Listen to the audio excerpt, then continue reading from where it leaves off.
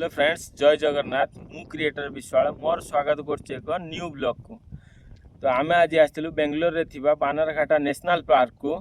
तो सेथिरे मु किछि छोटो क्लिप नेछि, तो आपण माने देखंतु एवं एन्जॉय करंतु। आज कंपनी छुट्टी थिला तो बाळुंगा ग्रुप ने बाहरी दो बेंगलोर रे थिबा बानरघाटा नेशनल पार्क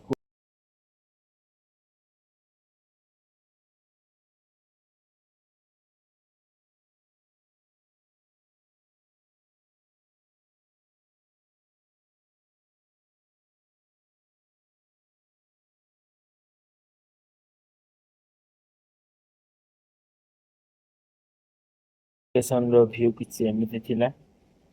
एठी भी आमे अनिल किछि कहउथिला, तो अनिल रो पचारुଥିଲା କି ତୋର କେବେଠୁ ୟୁଟ୍ୟୁବ କଲୁ, କେବେ ଭିଡ଼ିଓ କଲୁ, ଅପଲୋଡ଼ କଲୁ, ମୋତେ ବି ଟିକେ ଆଡ଼୍ କର। ସେଠି କିଛି ମଜାମସ୍ତି ହେଉଥିଲା। ତ ମଜାମସ୍ତି ଭିତରେ ଆମେ ଆର୍ସିବି ଫ୍ୟାନ୍ କେତେ ଥିଲୁ, ତ ତାଙ୍କ ସହିତ କିଛି କଥା ହେଲୁ। ତ ଆପଣମାନେ ଯିଏ ବି ଆର୍ସିବି ଫ୍ୟାନ୍ ଅଛନ୍ତି ଟିକେ କମେଣ୍ଟ କରି ଜଣେଇବେ। କିଛି ମଜାମସ୍ତି ପରେ ଆମେ ଆସି ପହଞ୍ଚିଗଲୁ ମନ୍ଦିରର ଏଣ୍ଟ୍ରି ଗେଟ୍। ତ ମନ୍ଦିରର ଏଣ୍ଟ୍ରି ଗେଟ୍ ପରେ ଆମ ସାଙ୍ଗସାଥି ମଜାମସ୍ତି କରି ଚାଲିଛନ୍ତି ଭିତରକୁ। ତ ଭିତରକୁ ଯିବା ବାଟରେ ଆମେ ଛୋଟ ଛୋଟ ମନ୍ଦିର ଦେଖିଲୁ। ତ କିଛି ସମୟ କିଛି ବାଟ ଆଗକୁ ଗଲା ପରେ ଆମେ ଗୋଟେ ଛୋଟ ମନ୍ଦିର ଦେଖିଲୁ, ଯୋଉଟା କି ଏଠି ନାଗ ଦେବତାଙ୍କୁ ପୂଜା ପାଆନ୍ତି। ଏଠାକାର ଲୋକ କୁହନ୍ତି ଯେ ଯାହାର ପିଲାପିଲି ହେଉନଥିବ, ବିବାହ ହୋଇପାରୁନଥିବ, ଏଠି ମାନସିକ ରଖିଲେ, ଗଛ ଚାରିପଟେ ସୂତା ବାନ୍ଧିଲେ ମାନସିକ ପୁରା ହୁଏ। ତ ଦର୍ଶନ ସାରି ଆମେ ଆଗକୁ ବଢିଲୁ। ଟିକେ ଆଗକୁ ଶ୍ରୀ ଚମ୍ପକନାଥ ସ୍ୱାମୀଙ୍କର ଦର୍ଶନ ବାଟରେ ହନୁମାନଜୀଙ୍କର ଦର୍ଶନ ହେଇଗଲା। ତ ମନ୍ଦିରର ଭିତରର ଭ୍ୟୁ କିଛି ଏମିତି ଥିଲା। ବାଁ ପଟରେ ଗଣେଶଙ୍କ ଦର୍ଶନ କରି ଭିତରକୁ ବଢିଲୁ। ତ ମନ୍ଦିର ଭିତରକୁ ଗଲା ପରେ ମନର ଶାନ୍ତି ଆଉ ଆଧ୍ୟାତ୍ମିକତା ଫିଲ୍ କଲି।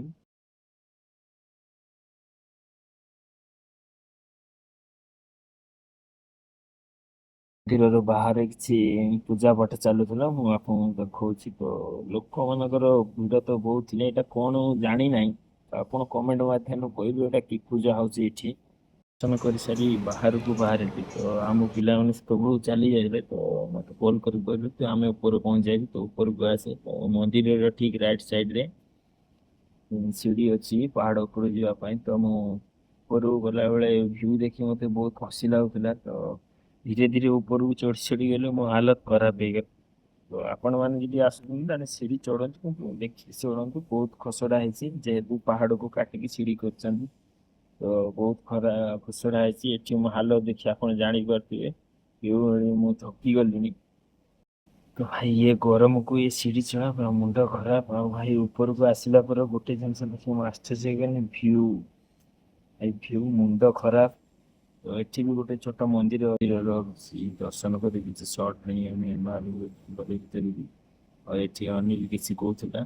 ତ ଇଏ ସୁନ୍ଦରୀକି ଦେଖନ୍ତୁ କେମିତି ହଉଛି।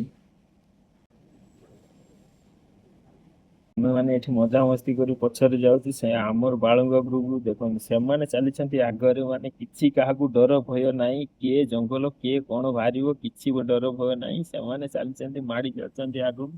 ତ ଆମେ ଏଠି ଆସି ପହଞ୍ଚି ଗଲୁ ପାହାଡ ଉପରେ। ତ ପାହାଡ ଉପରେ ବୁଲାବୁଲି ସାରି ମହେନ୍ଦ୍ର କହୁଛି ହେଲୋ ହାଏ। ହେଲୋ ହାଏ କରି ସାରି ଆମେ ଚାଲିଲୁ ଗୋଟେ ଭଲ ଲୋକେସନକୁ। ଏଠି ଆମକୁ ବହୁତ ଭଲ ଲାଗିଲା। ତ କେତେଟା କ୍ଲିପ ନେଇଥିଲୁ ଦେଖନ୍ତୁ।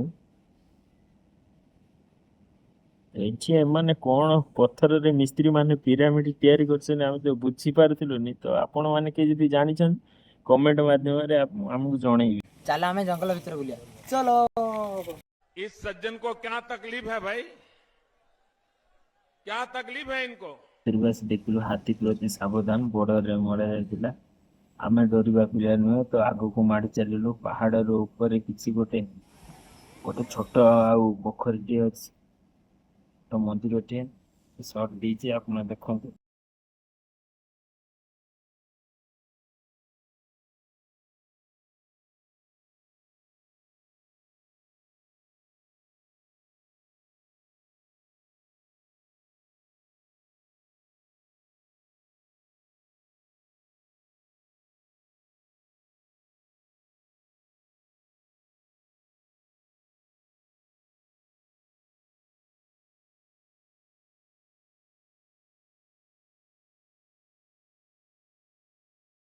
ତ ଫେରିଲା ବାଟରେ ଆମେ ହାତୀକୁ ତ ଦେଖିବାକୁ ପାଇଲୁନି, ହେଲେ ଗୋଟେ କଲରା ପତରିଆ ବାଘକୁ ଦେଖିବାକୁ ପାଇଲୁ। ଆପଣ ଦେଖନ୍ତୁ।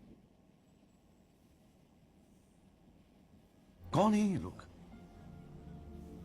कहाँ से आते ତ हैं ये? ଭିଡ଼ିଓଟି ଭଲ ଲାଗିଥିଲେ बात तो ଲାଇକ୍ सही है ସେୟାର ସବସ୍କ୍ରାଇବ दौड़ना तो କରିବାକୁ पड़ता है। ଜମା। ଜୟ ଜଗନ୍ନାଥ।